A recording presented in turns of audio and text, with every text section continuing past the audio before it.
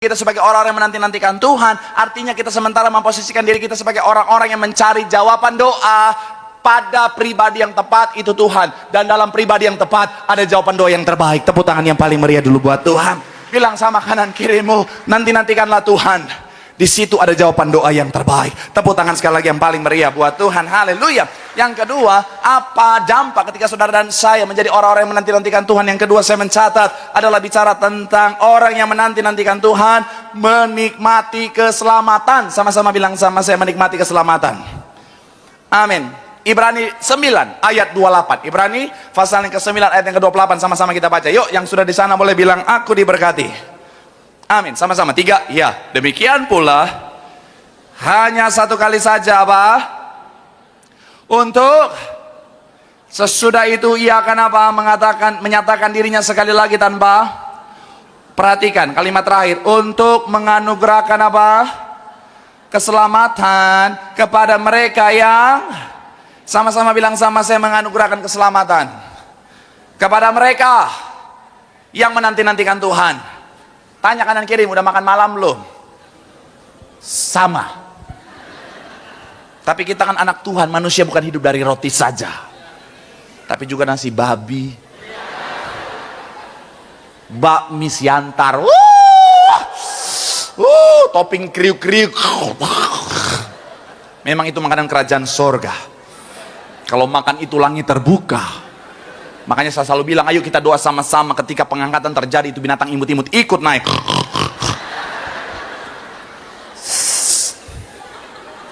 Saya mau bilang sekali lagi saudara, orang yang menanti-nantikan Tuhan menikmati keselamatan, katakan amin. Bicara tentang keselamatan, keselamatan itu bicara tentang sesuatu hal yang pasti diterima tetapi belum tentu dinikmati. Maksudnya apa Pak Pendeta? Ada banyak orang mereka menerima keselamatan tetapi belum tentu mereka menikmati keselamatan. Kok gitu Pak Pendeta? Selama ini saya tahu Pak Pendeta keselamatan selama-lamanya kita Kristen pasti selamat. Saya mau bilang saudara, tetapi pahami dengan benar. Keselamatan untuk semua orang. Sama-sama bilang sama saya, keselamatan untuk semua. Yohanes 3:16 dikatakan apa? Karena begitu besar kasih Allah akan dunia ini, sehingga apa? Ia mengaruniakan anaknya yang, sama-sama bilang sama saya, keselamatan untuk dunia. Sama-sama bilang sama saya, keselamatan untuk semua orang. Amin. Makanya Tuhan anugerahkan anaknya yang tunggal supaya setiap, sama-sama bilang sama saya, supaya setiap orang yang percaya, sama-sama bilang sama saya, hanya yang percaya kepadanya tidak akan binasa, melainkan apa? Beroleh hidup yang kekal. Saya mencatat di sini saudara, kata percaya dalam bahasa aslinya bicara tentang pisteo, artinya komit atau berkomitmen. Sama-sama bilang sama saya, komit. Sama-sama bilang sama saya, berkomitmen. Berkomitmen untuk apa? Untuk hidup dalam ketaatan. Sama-sama bilang sama saya, untuk taat. Amin. Makanya Filipi 2 ayat 12 bilang begini saudara, hai saudara-saudaraku yang kekasih, kamu apa? Karena itu tetaplah, sama-sama bilang sama saya, kerjakan keselamatan. Sama-sama bilang sama saya, dengan ketaatan. Amin. Jadi keselamatan sudah Tuhan anugerahkan bagi setiap kita, tetapi siapa yang menikmatinya adalah mereka yang komit untuk taat mengerjakan keselamatan. Untuk mempermudah menjelaskan buat saudara, saya undang boyband saya. Saya sudah bilang saya akan ajak mereka beberapa minggu ini saudara, karena kepahitan saya belum habis sama mereka saudara. Iya, saya bilang minggu lalu kan mereka itu, ya saya udah capek-capek teriak-teriak, di belakang mereka tidur saudara. Saya udah teriak,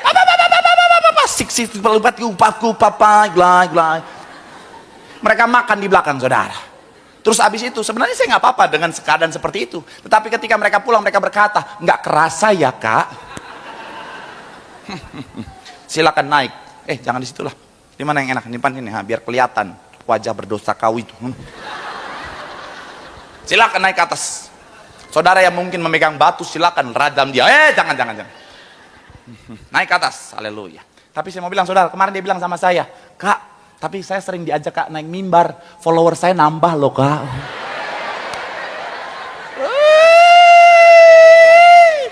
Saya siap jadi selebgram. Saudara yang mau endorse, di blok aja. Nggak akan laku di dia saudara. Nah, ibarat dia Tuhan misalnya, tapi walaupun nggak cocok ya sudahlah, nggak apa-apa lah ya. Misalnya dia Tuhan, dia Tuhan. di dalam keselamatan. Dan saya mau bilang saudara, orang-orang yang percaya, orang-orang yang menerima dia akan hidup di dalam Tuhan, dan mereka lah yang akhirnya akan beroleh keselamatan. Tapi saya mau bilang saudara, nggak sampai di situ saja. Pastikan kita mengerjakan keselamatan dengan ketaatan. Sama-sama bilang sama saya dengan ketaatan.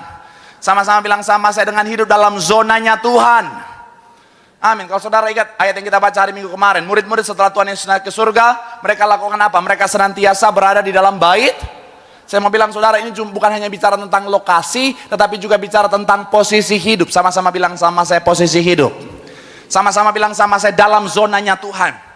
Kenapa ini menjadi penting? Karena kita nggak tahu kapan waktu Tuhan. Alkitab mencatat bahwa Tuhan datang seperti ada rumah pendeta kemasukan maling. Lagi nyolong si malingnya, tiba-tiba kesenggol piring. Plang, plang, plang, plang, plang, plang, plang, plang. Pendeta kebangun. Hoi, siapa itu? Pencuri langsung bilang begini, tidak tahukah engkau aku akan datang seperti pencuri? Pendeta setengah ngantuk, dia kaget, dia bilang, kaukah Mesias?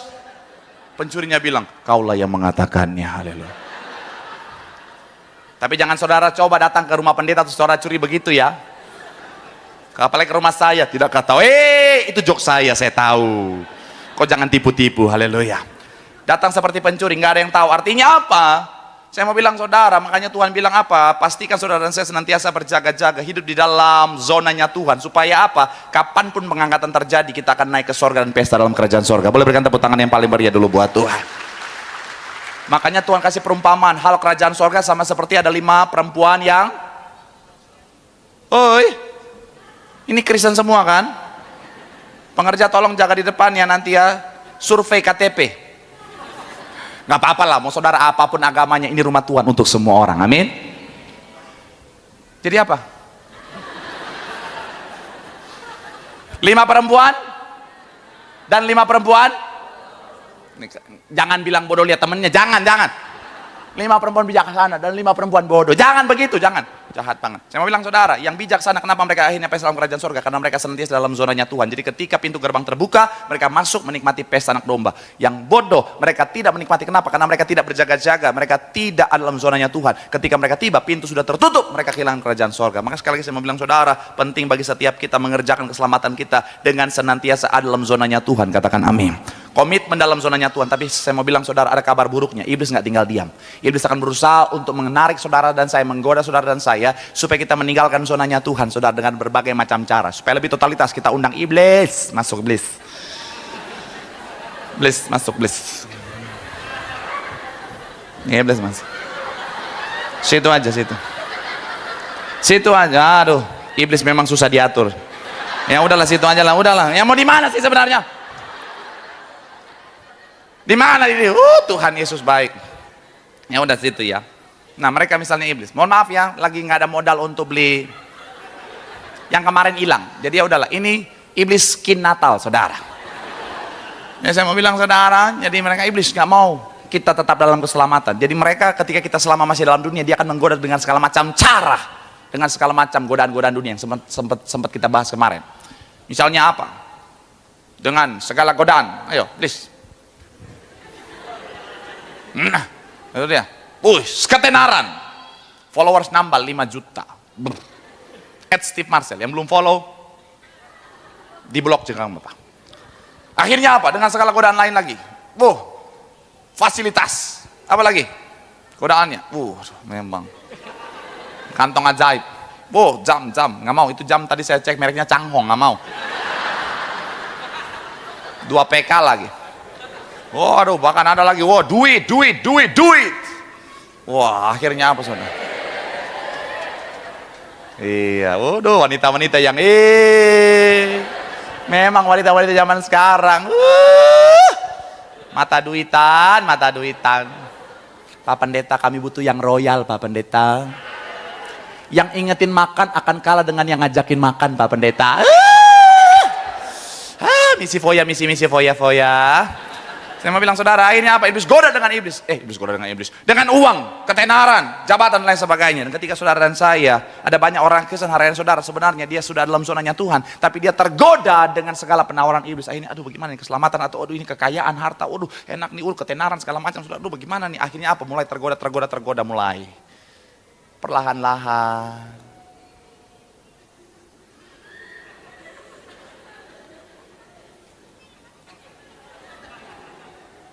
Terus, perlahan tapi pasti. Sik. Akhirnya saya mau bilang saudara, lama-kelamaan, kalau sudah terus menerus, seperti yang saya bilang, iblis itu nggak tinggal diam, dan iblis itu nggak gratis. Ketika dia lihat saudara sudah mulai terlena, dia akan akhirnya apa? Mengikat saudara dan saya, mengekang saudara dan saya. Ya. Akhirnya apa? Kita bikin romantis.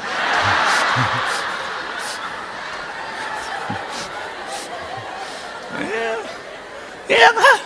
Dan akhirnya apa? Ketika yang namanya keselamatan, waduh kalau udah begini, keselamatan, kita akhirnya jauh dari zonanya Tuhan. Akhirnya apa saudara? Kita nggak bisa.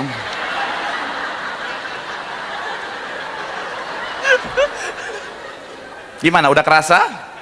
Oh mantap, lagi zoom out, haleluya. Jadi ketika saudara dan saya, oh potong amplop. Jadi ketika saudara, ketika saudara saya sudah terlena dengan penawaran iblis, godaan iblis, akhirnya apa? Ketika pengangkatan terjadi, kita kehilangan keselamatan yang sebenarnya sudah Tuhan anugerahkan bagi setiap kita. Maka sekali lagi saya mau bilang saudara, tetap nantikan Tuhan, tetap komitmen untuk apa? Tetap dalam zonanya Tuhan, supaya kapanpun pengangkatan terjadi, kita akan terangkat ke sorga dan pesta dalam kerajaan sorga. Tepuk tangan sekali lagi yang paling meriah buat Tuhan. Bilang sama kanan kirimu, tetap nantikan Tuhan. Di situ ada keselamatan. Tepuk tangan sekali lagi yang paling meriah buat Tuhan. Haleluya. Yang terakhir, musik boleh maju ke depan. Yang terakhir, yang ketiga, apa dampak ketika saudara dan saya menantikan Tuhan? Yang terakhir, yang ketiga, akan menerima kekuatan. Sama-sama bilang sama saya, menerima kekuatan. Sama-sama bilang sama saya, memiliki kekuatan. Coba kita buka Alkitab kita saudara, Yesaya 40 ayat 31. Imam musik boleh siap-siap. Yesaya 40 ayat 31. Yang sudah di sana boleh bilang, aku diberkati. 3, ya. Tetapi apa? Mendapat apa? Mereka seumpama raja wali yang naik terbang dengan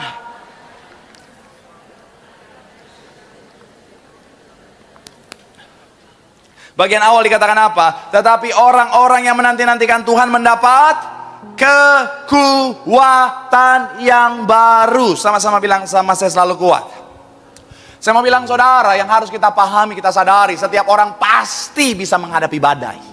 Siapapun saudara, apapun posisi saudara dan saya bisa ngalamin badai. Saudara orang kaya raya, saudara seorang sultan Kelapa Gading, apakah saudara bisa ngalamin badai? Sangat bisa. Bahkan orang-orang yang kadang-kadang kaya raya luar biasa, kadang-kadang badainya adalah apa? Dikelilingi oleh orang-orang yang palsu, dikelilingi oleh orang-orang yang ingin menguasai hartanya, bahkan dikelilingi oleh anak-anak yang berebut harta orang tuanya. Saudara yang kaya raya, apakah ada badai? Bisa kena badai? Saudara yang gak ada uang, nado ngepeng, apakah bisa ngalamin badai? Apalagi langsung bisa. Walaupun belum ada duit, jangan langsung kelihatan, jangan. Cool aja. Bisa gitu. Iya kan? Yang kaya bisa badai, yang gak ada duit bisa badai. Saudara yang punya banyak bisnis bisa badai? Bisa. Saudara yang gak punya bisnis bisa badai? Bisa. Saudara yang bekerja bisa badai? Apalagi bekerja dunia hari-hari ini saudara, persaingan makin ketat. Banyak fenomena hari-hari ini saudara. Orang-orang yang bekerja stres. Kenapa? Karena ternyata badainya datang dari orang-orang di sekitarnya saudara. Yang katanya teman, bestie and brother, jadi orang-orang yang sikat dia saudara, karena iri hati dan lain sebagainya. Iya kan? Ini yang betul. Yes, korban atau pelaku?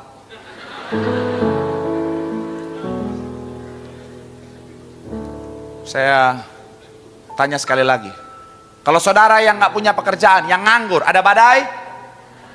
Apalagi? Jangan bilang sama saya, Pak Pendeta, nganggur is my passion. Saya baca survei, 44% pekerja di dunia alamin stres. Ini terjadi di survei pada tahun 2022. Bahkan hampir setengah loh saudara, orang-orang yang kerja tuh ngalamin stres. Terus selanjutnya, 1 dari 2 karyawan rasakan stres setiap hari. Jadi kalau saudara lihat ada 2 orang karyawan jalan, nah yang satu stres. Bukan saya yang ngomong, dia yang ngomong. Nah, orang Indonesia makanya melampiaskan stres dengan apa? 47% orang Indonesia lampiaskan stres dengan jadi stres makan. Jadi kalau saudara lihat orang makan banyak, bukan karena dia lapar, stres. Tapi yang menarik, selanjutnya penelitian bilang begini, survei tingkat stres karyawan Indonesia ternyata paling rendah se-Asia. Jadi orang makan bukan karena stres, memang rakus saja. Makanya ada kerjaan bisa ada badai, nggak ada kerjaan ada badai. Saudara yang single and jomblo, ada badai? Banyak ya. Yang ibu-ibu nggak usah ikutan, ada, nggak usah bu. Suami udah nongkrong di rumah sambil garuk-garuk perut, masih bilang ada single. Ya orang single ada badai lah. Single, jomblo pada sama aja. Oh enggak Pak Pendeta, jomblo tuh nasib, single tuh pilihan ya. Sama-sama kesepian, bersandar di bahu jalan. Mantan sudah ke pelaminan, dia masih dalam penantian.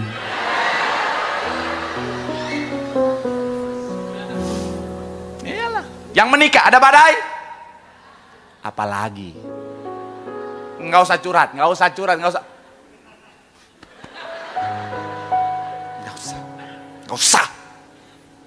Ya ada badai lah. Ya Pak Pendeta dulu, Pak Pendeta saya waktu masih gadis, Pak Pendeta perawatan skincare saya, Pak Pendeta yang mahal-mahal, Pak Pendeta. Minimal Amerika punya Amerika, New York style. Dan kadang-kadang Pak Pendeta itu saya pakai yang dari Italy atau skincare dari Korut Pak Pendeta. Jadi yang ada kandungan nuklir. Sekarang sejak menikah skincare saya Pak Pendeta disuruhnya pakai kencur. Kuning, kalau kuning langsung kuning. Sampai mama saya bilang, kenapa? Kamu kena liver kah?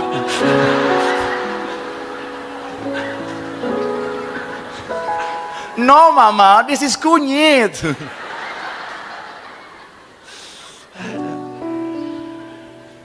Dulu Pak Pendeta saya tuh kalau make up tuh selalu yang mahal. Minimal tuh make up forever. Ada kan make up forever? Atau yang minimal tuh yang MAC, betul ya? Saya sampai totalitas mau cari tahu nih nama-nama make up nih. Tapi sejak saya nikah, Pak Pendeta nikah dengan laki-laki itu, Pak Pendeta tiap hari saya cuma dikasih pakai itu Fanbo nomor 2, Pak Pendeta. Fanbo nomor 2 tahu ya? Yang saudara mau berjuang bagaimanapun tetap muka sama leher pasti beda warnanya saudara. Saya udah berjuang Pak Pendeta, udah tatap sana sini, tetap beda Pak Pendeta.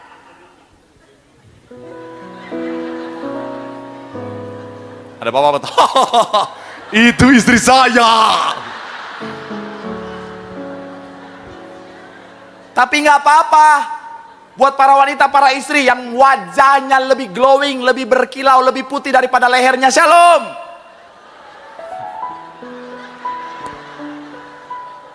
Buat para wanita, shalom. Kalau saudara muka lebih glowing, bahkan glow in the dark, lebih putih daripada leher, iya, wajah sunrise, leher sunset, nggak apa-apa. Kalau orang tanya kenapa wajah lu kok lebih silau daripada leher lu, karena gue anak terang.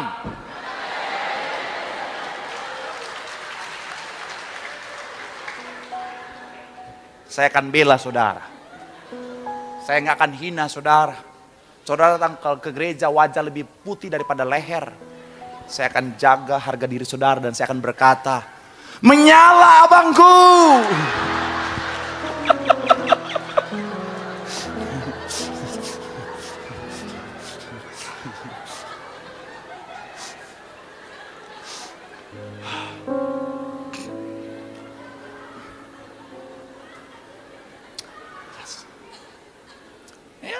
Tapi saya mau bilang saudara, siapapun kita, badai bisa datang kapan saja.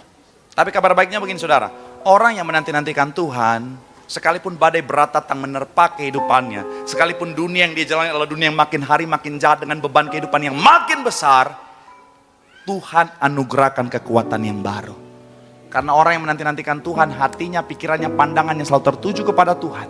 Sehingga mungkin ketika beban menghimpit, mungkin dia bisa jadi bungkuk, mungkin bahkan dia bisa jatuh. Tapi tidak akan sampai tergeletak sebab tangan Tuhan menopang. Dan orang yang menantikan Tuhan akan sanggup bangkit berdiri dan berkata, segala perkara dapat kutanggung dalam Tuhan yang memberikan kekuatan. Tepuk tangan yang paling meriah buat Tuhan. Bilang sama kanan kirimu, nantikan Tuhan. Di situ ada kekuatan. Kita pasti kuat, kita pasti sanggup. Tepuk tangan sekali lagi yang paling meriah buat Tuhan. Yang diberkati boleh lambaikan tanganmu. Tepuk tangan sorak-sorai yang paling meriah buat Tuhan. Haleluya, haleluya, haleluya. Mari sama-sama boleh bangkit berdiri, angkat tanganmu, katakan, segala perkara dapat ku tanggung